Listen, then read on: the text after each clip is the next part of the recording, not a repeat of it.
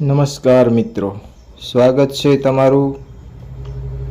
આજે આપણે દાનનો મહિમા અને શિવ પુરાણ મુજબ દાનના પ્રકારોની વાત કરીશું।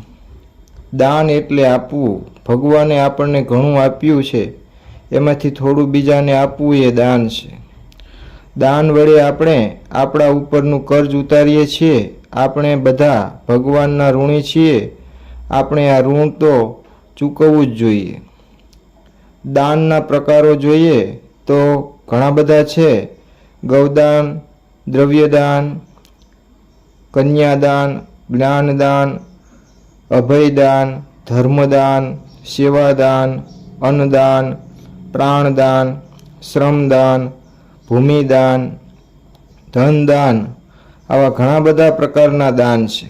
દરેક વ્યક્તિ કોઈને કોઈ દાન તો જીવનમાં કરતી જ હોય છે। શાસ્ત્રો મુજબ દાનના મુખ્ય 3 પ્રકારો જોઈએ તો ફળની આશા કે ઈચ્છા રાખીએ અને જે દાન આપણે આપીએ તો તે રાજસિક દાન કહેવાય છે। એવી જ રીતે અયોગ્ય અને તિરસ્કારની ભાવનાથી જો દાન આપવામાં આવે તો તે તામસિક દાન કહેવાય છે।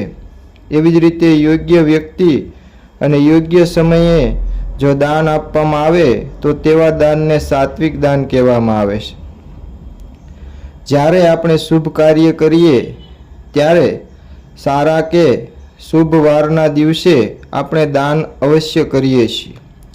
દિવાળી, જન્માષ્ટમી, રામનવમી, સ્વામિનારાયણ જયંતિ, શિવરાત્રિ, અમાવસ્યા, ચંદ્રગ્રહણ, સૂર્યગ્રહણમાં કોઈ પણ સમયે કોઈ કાળે દાન શુભ માનવામાં આવે છે।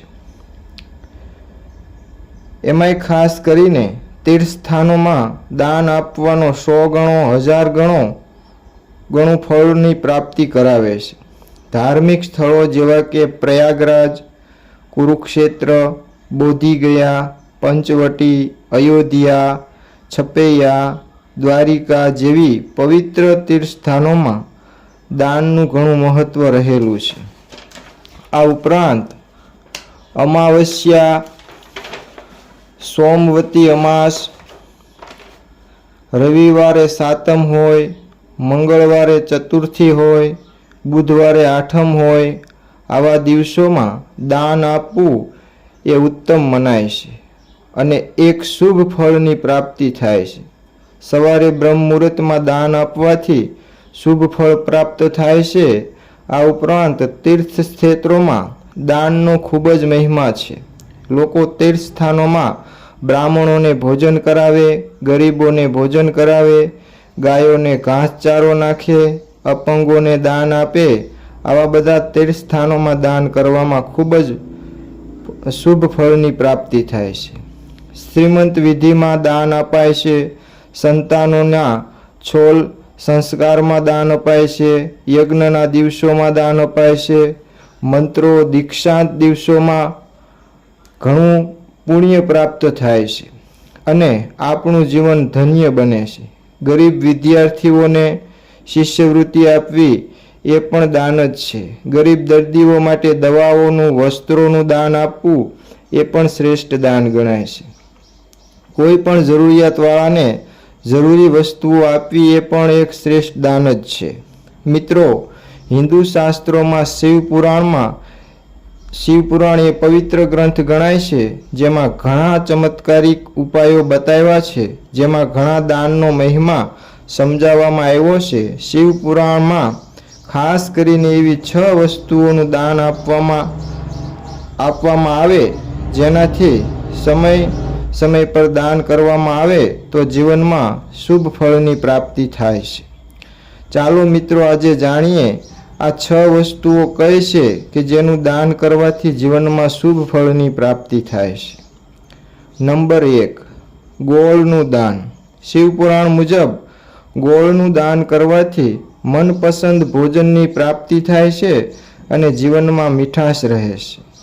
ત્યાર પછી નંબર 2, વસ્ત્રદાન। શિવપુરાણ મુજબ નવા કે જૂના વસ્ત્રોનું દાન અવશ્ય કરવું જોઈએ। આવું કરવાથી આયુષ્ય વધે છે અને કાયા નિરોગી બને છે। ત્યાર પછી નંબર 3, અનાજનું દાન. શિવ પુરાણ મુજબ જો મનુષ્ય અનાજનું દાન કરે તો તેના જીવનમાં ક્યારેય અન્નની કમી રહેતી નથી. ધન ધાન્યથી તેઓનું જીવન પરિપૂર્ણ રહે છે. ત્યાર પછી નંબર 5, મીઠું કે નમક. શિવ પુરાણ મુજબ મીઠાનું દાન કરવાથી જીવનના ખરાબ સમય જતો રહે છે અને સારા ભોજનની પણ પ્રાપ્તિ થાય છે. ત્યાર પછી નંબર 5 છે તલનું દાન. શિવ પુરાણ મુજબ તલનું દાન કરવાથી શક્તિની પ્રાપ્તિ થાય છે અને મૃત્યુનો ભય હોય તો તે પણ દૂર થાય છે. ત્યાર પછી નંબર 6, ઘીનું દાન. શિવ પુરાણ મુજબ જીવનમાં ઘીનું દાનનું પણ અવશ્ય કરવું જોઈએ. ઘીનું દાન કરવાથી શરીરની કમજોરીઓ દૂર થાય છે તેમજ શક્તિની પ્રાપ્તિ થાય છે. આ શિવ પુરાણ મુજબ આવા 6 પ્રકારના દાન છે જે કોઈ પણ વ્યક્તિ આ દાન કરી શકે છે. આ એટલી મોંઘી પણ વસ્તુઓ નથી કે જેનું દાન આપણે ન કરી શકીએ. ભગવાને આપણને જેટલી શક્તિઓ આપી હોય તેટલી યથાશક્તિ મુજબ દાન કરવું જોઈએ. પશુ પક્ષીઓને અન્નદાન કરવું જોઈએ. એવી રીતે જો જીવનમાં દાન કરતા રહેવાથી જીવનમાં સુખ સમૃદ્ધિ જળવાઈ રહે છે અને શુભ ફળની પ્રાપ્તિ થાય છે. મિત્રો, આ વિડીયો તમને જરૂર પસંદ આવ્યો હશે તો લાઈક કરજો, શેર કરજો અને તમારા સગા સંબંધી મિત્રોને શેર કરી અને સબસ્ક્રાઈબ કરવાનું ભૂલશો નહીં મિત્રો. જય શ્રી કૃષ્ણ, જય ભોલેનાથ.